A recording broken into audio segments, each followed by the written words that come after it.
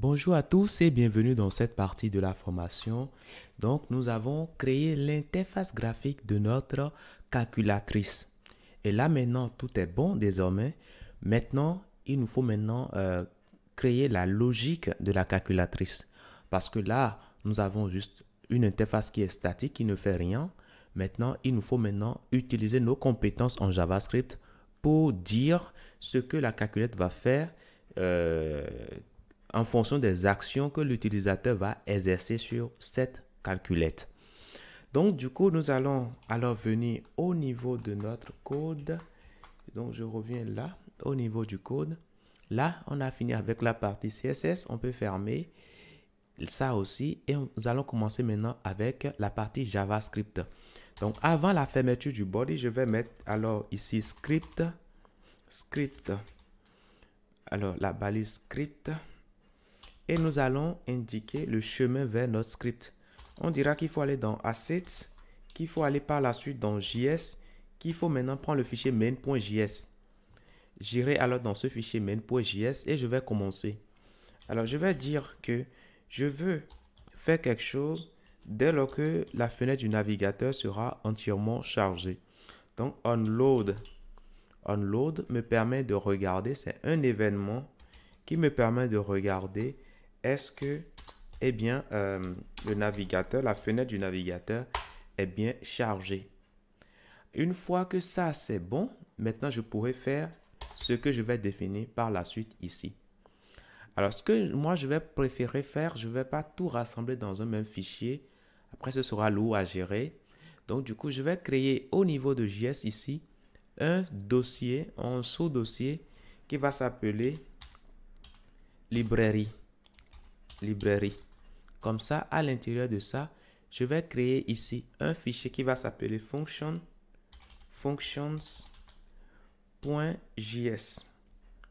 Ok, function.js, tout simplement. Et donc, j'aurai besoin de ce function.js ici. Voilà, donc au niveau de function.js, nous allons déclarer un objet que nous allons utiliser dans main.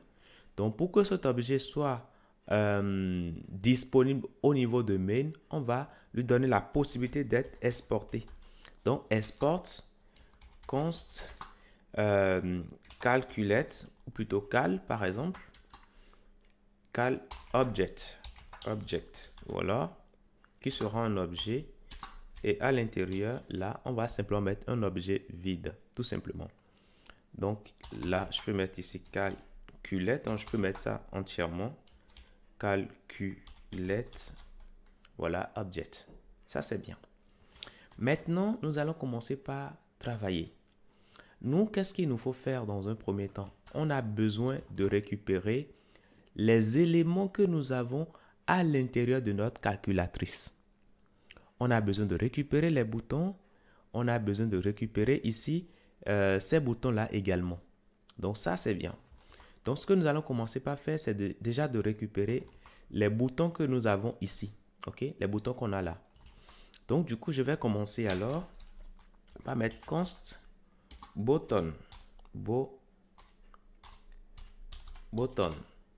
au pluriel. Donc je vais prendre ici document.query selector all va me permettre de récupérer un tableau d'éléments dont le sélecteur est fourni ici en paramètres. Moi, je veux récupérer d'abord tous les éléments, tous les éléments que j'ai à l'intérieur de cet élément-là. Donc, du coup, je vais commencer par prendre ici ce sélecteur-là. Donc, je mets alors le sélecteur. Donc, je mets ici à l'intérieur de mes codes, je mets point. Je prends ce sélecteur-là et je vais maintenant prendre par la suite l'élément line calculate que nous avons à l'intérieur. Donc, c'est une classe, on met ça et on dira qu'on veut récupérer le premier élément, voilà, l'élément qui est fils direct, sachant que à l'intérieur des line items, nous avons au plus un élément. Donc, ça va chaque fois nous récupérer l'élément, chaque élément. Donc, ça, c'est bon. Là, je m'attends ici à recevoir un tableau d'éléments. Nous allons vérifier si nous arrivons bien à avoir ce tableau d'éléments. Donc, nous allons regarder ça rapidement. Donc, du coup, je reviens ici. au niveau de notre interface, là, je vais ouvrir ma console. J'ouvre la console et là, vous voyez que nous avons 18 nœuds. Là, c'est le premier élément, deuxième, troisième, quatrième, cinquième, etc., etc. C'est bien ça, hein? Voilà, donc ça, c'est bien. Maintenant, qu'est-ce que nous allons faire maintenant? Alors, il y a un élément qui permet d'afficher, donc le screen, l'écran. C'est ça ici, hein, le screen, c'est bien ça. Donc, du coup, je vais stocker ça quelque part. Donc, const screen sera égal à quoi? Button. Et on va prendre l'élément qui est la position 0. L'élément qui est la position 2, c'est cancel. Cancel, qui permet d'annuler. Donc, je mets ici position 1, sachant que le tableau commence de 0. Alors là, 2, on aura ici delete. Delete.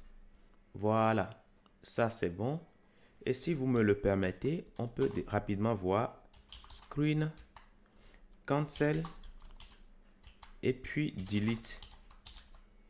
Et là, si nous revenons ici, alors j'espère qu'il n'y a pas d'erreur à mon niveau ici, hein. Non, il n'y a pas d'erreur. Je ne vois pas pourquoi ça me souligne ça, hein. Bon, revenons ici rapidement. Alors, delete, il y a un souci. Oui, le delete, c'est un mot qui est réservé. OK? Donc, du coup, je peux mettre ici del, par exemple. Voilà, c'est un mot qui est réservé en JavaScript. Donc, du coup, on ne peut pas l'utiliser. Et là, vous voyez qu'on a bien récupéré les éléments. Cancel, delete et puis screen. Donc, ça, c'est bon. Maintenant, le reste ici, hein, c'est des boutons ordinaires. Et ça, bon, on n'a rien à dire là-dessus. Maintenant, qu'est-ce qu'on veut faire maintenant? Ben, on dira que lorsque on détecte qu'on clique sur un de ces éléments-là, qu'est-ce qu'on fait? Ben, nous allons l'afficher ici, dans notre screen. C'est bien ce qu'on a à faire. Donc, du coup, je vais ici récupérer ici les boutons. Donc, permettez-moi, au début, j'ai mis bouton, mais tout n'est pas bouton ici.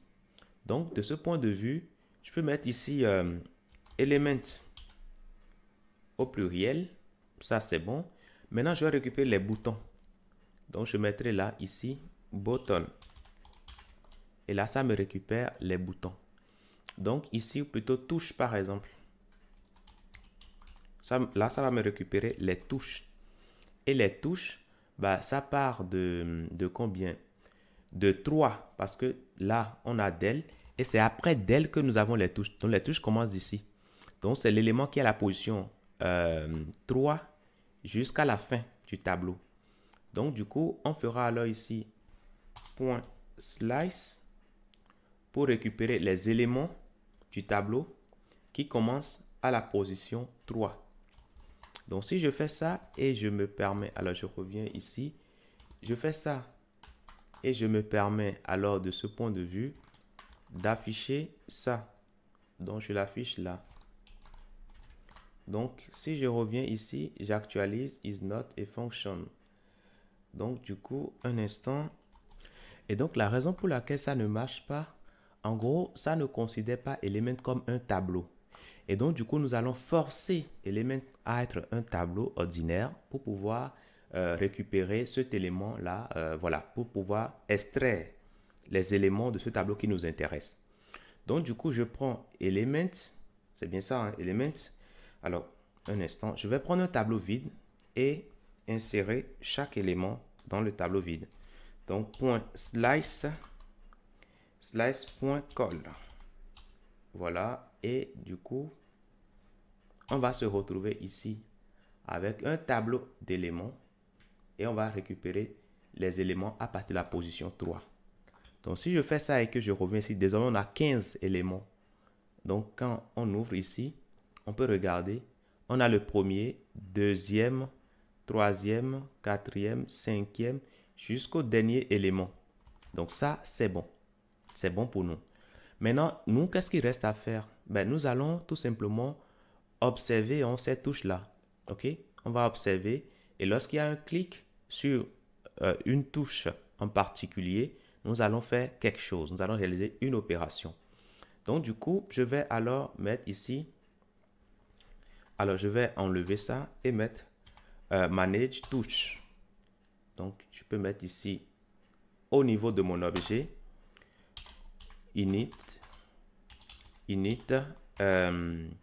event pour initialiser les événements sur les touches. Donc, on va lui donner ici un paramètre touche, comme ça au pluriel. Et du coup, nous, de notre côté, on va gérer.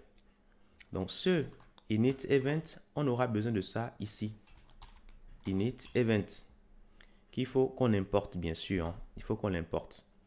Donc, je mets init event et là, nous allons mettre touche à l'intérieur. Donc là, un instant. Voilà, init event, il faut qu'on l'importe. Donc, je mettrai import init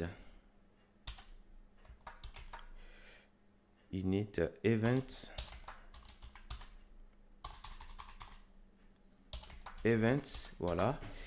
Et from, on va indiquer que on veut le prendre de. Alors là, il faut qu'on aille dans librairie et puis qu'on aille dans function.js tout simplement. Donc, il se peut que après on se retrouve avec beaucoup de choses à importer. Là, on va mettre ici entre parenthèses pour dire qu'on veut récupérer ça hein, de l'objet. Donc, une fois que ça c'est bon, maintenant, on peut aller voir ce que ça nous donne. Hein. Et là, nous avons une erreur ici parce qu'on ne peut pas utiliser import dans un fichier ordinaire. Il faut que ça soit un fichier module. Donc, on mettra là ici type module.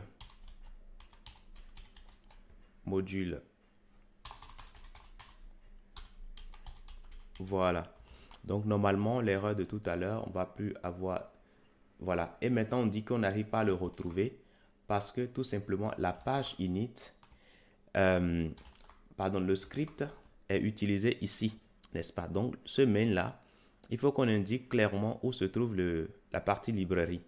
Donc, on dira maintenant qu'il faut aller à partir de la racine, qu'il faut aller dans Assets, puis il faut aller dans JS, et normalement, ce problème ne va plus se poser.